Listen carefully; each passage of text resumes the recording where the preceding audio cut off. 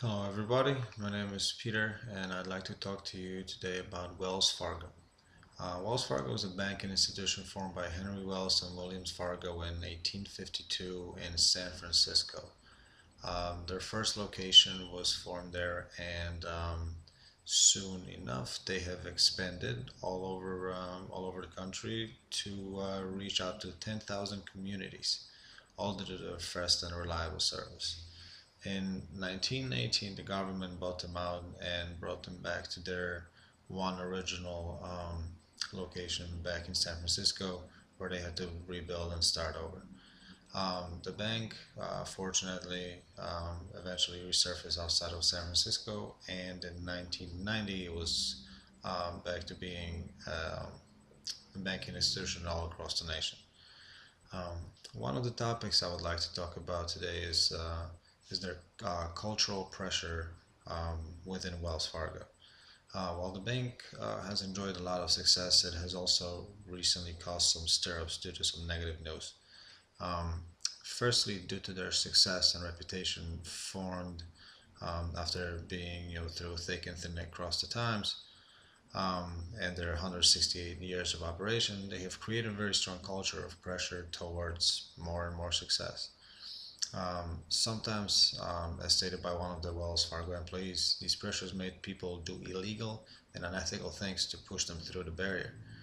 Um, this strong culture has caused two major scandals within the last 5 or 6 years.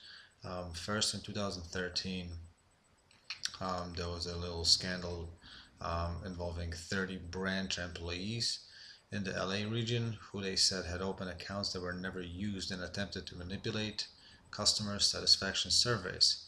Um, Later in 2016, history repeated itself, and Wells Fargo was once again found to have committed similar crime.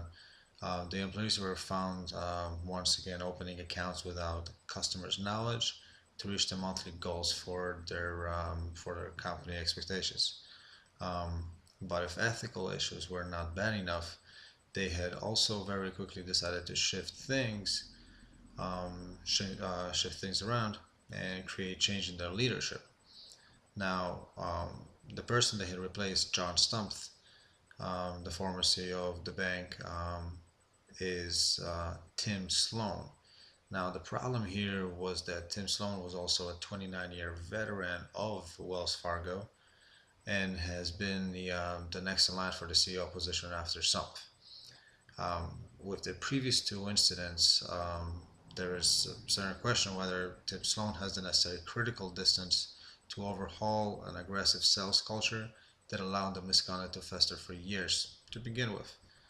Um, while changes are good, they also have to be made in a meaningful way.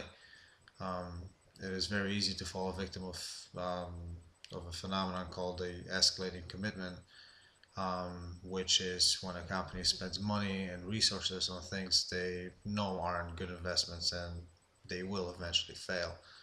Um, so the same story goes with Tim Sloan here, where he essentially will most likely follow the same steps as his predecessor. Therefore, it's very hard to to instill a new um, functioning of the organization if one has a very strong tie to the existing culture. Um, Therefore, in conclusion, again, Wells Fargo is a banking institution with a really long history of success and only a few but meaningful mishaps. Um, its strong culture within an organization always, um, or rather, strong culture within an organization always benefits the success and the standards to follow. It may cause extreme cases of attempt at meeting requirements.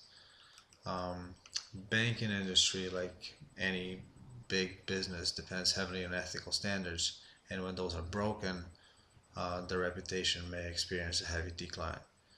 Um, Changes occurring on an organization should be meaningful and not just standardized procedures. Often they need to come from a collaboration of ideas to get the most out of the change and the decision to switch focus. Um, banking industry is a great place to be, but it's very competitive, and if not controlled correctly, the organization may face too much scrutiny to recover after certain falls, and that's most likely what might be happening was with Wells Fargo, and it might be another one of their declines, which with such pressure on success from um, the people and the customers, um, with so many misleading acts, they might eventually face a decline. Thank you very much.